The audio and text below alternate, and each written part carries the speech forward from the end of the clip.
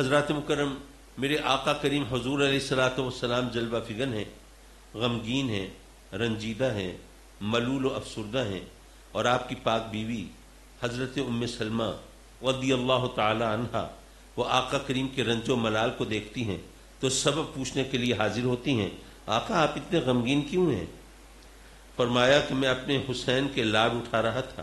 ناز برداری کر رہا تھا، اسے پیار کر رہا تھا، گردن پہ بوسے دے رہا تھا، تو جبریل آئے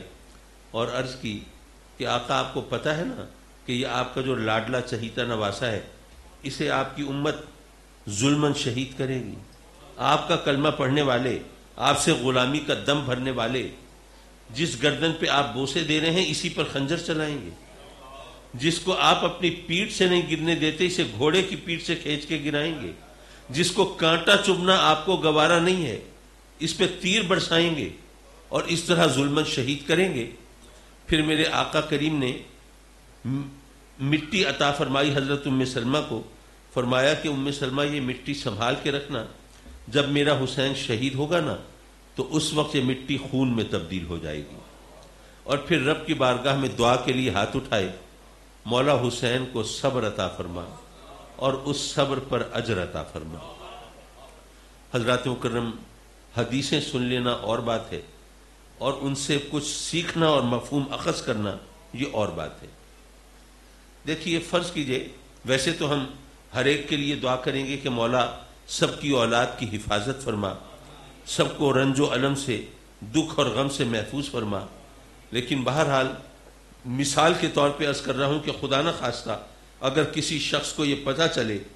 کہ اس کی اولاد پر کوئی بہت بڑی مصیبت آنے والی ہے، کسی آفت کا پہاڑ ٹوٹنے والا ہے، ناقابل برداشت اذیت سے اس کو گزرنا ہوگا، جب یہ پتہ چلے اور خبر بھی ایتھینٹک ہو، کوئی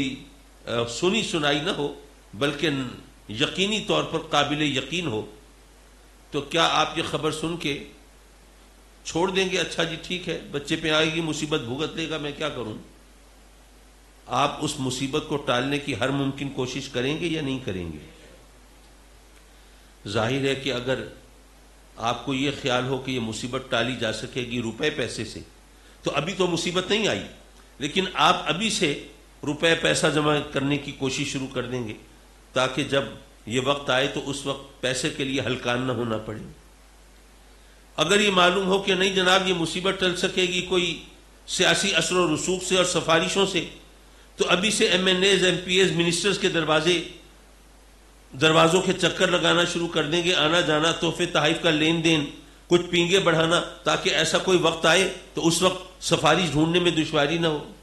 یا اگر پتہ چلتا ہے کہ مصیبت ٹل سکے گی اوراد و وظائف سے، کچھ دم درود سے، اللہ کا کلام پڑھنے سے، تو جناب تسبیح مسلح پکڑ کے بیٹھ جائیں گے اور بزرگان دین کے پاس حاضر ہوں گے اور کتابیں کھنگالیں گے، وہ کون سے اوراد ہیں، وہ کون سے وظائف ہیں جن سے مصیبت ٹالی جا سکتی ہے۔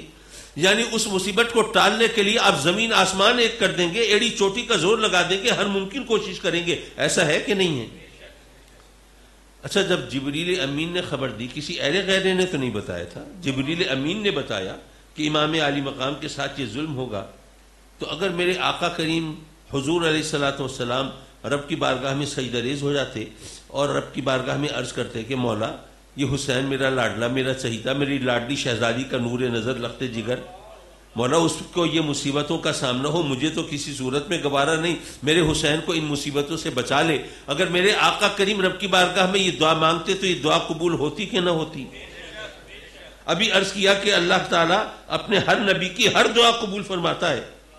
تو جب میرے آقا کریم اشبار ہو کے، سر جھکا کے، آنسو بہا کے رب کی بارگاہ میں جھولی پھیلا کے یہ دعا مانگتے تو قبول ہوتی کہ نہیں؟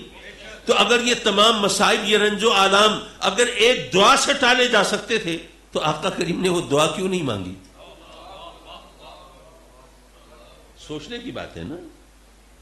جب ایک دعا سے یہ تمام مصائب، یہ مصیبتیں، یہ رنج و الم کی کیفیات، ان کو دفع کیا جا سکتا تھا، دور کیا جا سکتا تھا، اور امام عالی مقام کو اور ان کے قافلے کو محفوظ کیا جا سکتا تھا، رب کی پناہ میں دیا جا سکتا تھا، تو پھر آخر آقا کریم نے وہ دعا کیوں نہیں مانگی؟ حضرات مکرم، بات یہ ہے کہ اسلام کی ابتدا کا زمانہ ہے، اس وقت ظاہر ہے کہ کافر جو ہیں وہ شمشیر بکف ہیں، انہوں نے اسلام کو اپنے لیے ایک مصیبت سمجھ لیا ہے اور اس کو ختم کرنا چاہتے ہیں، تو ایسے میں جہاد کی عظمت کو اجاگر کیا گیا اور بتایا گیا کہ اگر تم اپنی جان کو، اپنے بال بچوں کو، اپنے سامان تجارت کو، مال دولت کو اگر تم عزیز رکھتے ہو خدا کی بارگاہ میں جہاد کرنے کے مقابلے میں، تو پھر اللہ کی طرف سے فیصلے کا انتظار کرو۔ جب جہاد کی عظمت کو اس طرح اجاگر کیا جا رہا ہے اور شہید کی عظمت کے بارے میں بتایا جا رہا ہے کہ شہید کو تو مردہ کہو نہیں، یہ بھی بڑی عجیب بات ہے کہ شہید ولا تقولوا لمن يقتل في سبيل الله اموات، جو اللہ کی راہ میں قتل ہو جائیں ان کو مردہ نہ کہو۔ مولا تیرا فرمان ہے، نہیں کہیں گے۔ اور ادب آداب، ایٹیکیٹس، مینرز وہ بھی یہی کہتے ہیں۔ دیکھیے نا، اگر کوئی شخص آنکھوں سے معذور ہو اور بچے اس کو اندھا اندھا کہہ کے چھیڑنے لگیں تو بچوں کو منع کریں گے نا، سرزنش کریں گے، تنبیہ کریں گے، بیٹے بری بات ہے، اس طرح نہیں کرتے، کسی کی معذوری اور محتاجی کا مذاق نہیں اڑایا کرتے۔ اگر کوئی ٹانگوں سے معذور ہو اور بچے اس کا مذاق اڑا رہے ہوں اور اس کی بیساکھی وہ کھینچ کے جا رہے ہوں تو ان کو بھی ڈانٹیں گے کہ بیٹے آج یہی تمیز سکھائی آپ کے والدین نے، یا آپ کیسے ہو، کس طرح آپ خراب کر رہے ہو اور اس بیچارے معذور شخص کو شرمندہ کر رہے ہو۔ بے شک جو آنکھوں سے معذور ہے اس کو اس طرح اندھا اندھا کہنا نہیں چاہیے، جو ٹانگوں سے معذور ہے اسے لنگڑا لنگڑا کہنا نہیں چاہیے،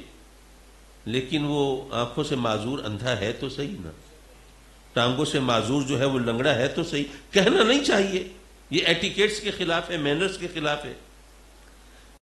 تیری راہ میں قتل ہوئے، تیری راہ میں جان دی ہے، تیرے نام پہ سر کٹایا ہے، ایثار و قربانی کا انہوں نے مظاہرہ کیا ہے، اس لیے بے شک ہم مانتے ہیں ان کو مردہ نہیں کہنا چاہیے، لیکن پر وہ مردہ ہوں گے تو صحیح نا۔ فرمایا بل احیاء، وہ تو زندہ ہیں۔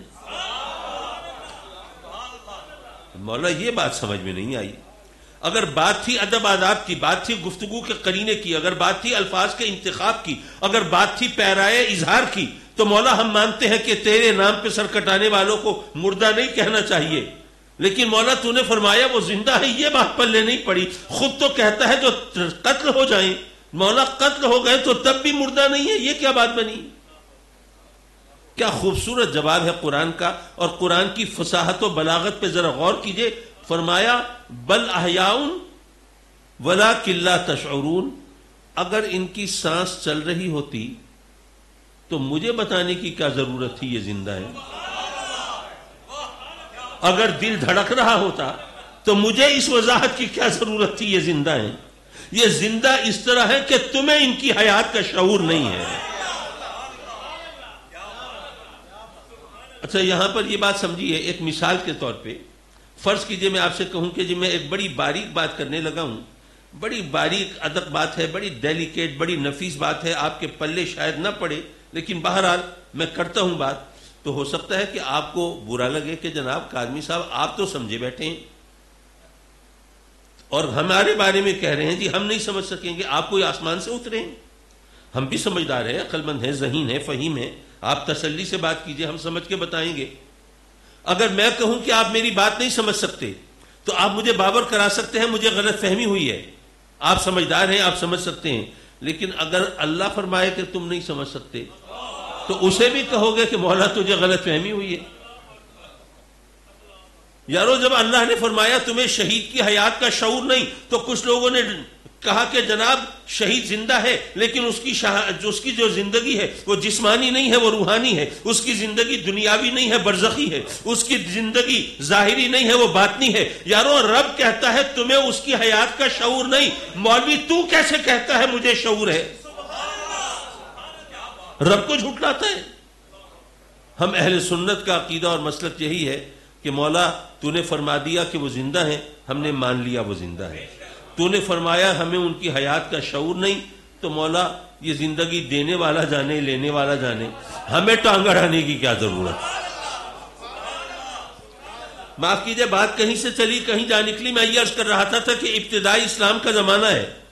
وہاں پر شہداء کی عظمت کے ترانے گائے جا رہے ہیں، بتایا جا رہا ہے، اور لوگ جب میرے آقا کریم صلی اللہ علیہ وسلم سے یہ سب کچھ سنتے ہیں تو پھر موت کے خوف سے بے نیاز ہو جاتے ہیں، شہادت کی تڑپ اور طلب ان کے سینے میں جاگ جاتی ہے، اور اس طرح خدا کی راہ میں سر کٹانا ان کے لیے اعزاز ہو جاتا ہے۔ تو اب جب ساری دنیا وہ آقا کریم کے فرمان پر سر کٹانے کے لیے تیار ہو،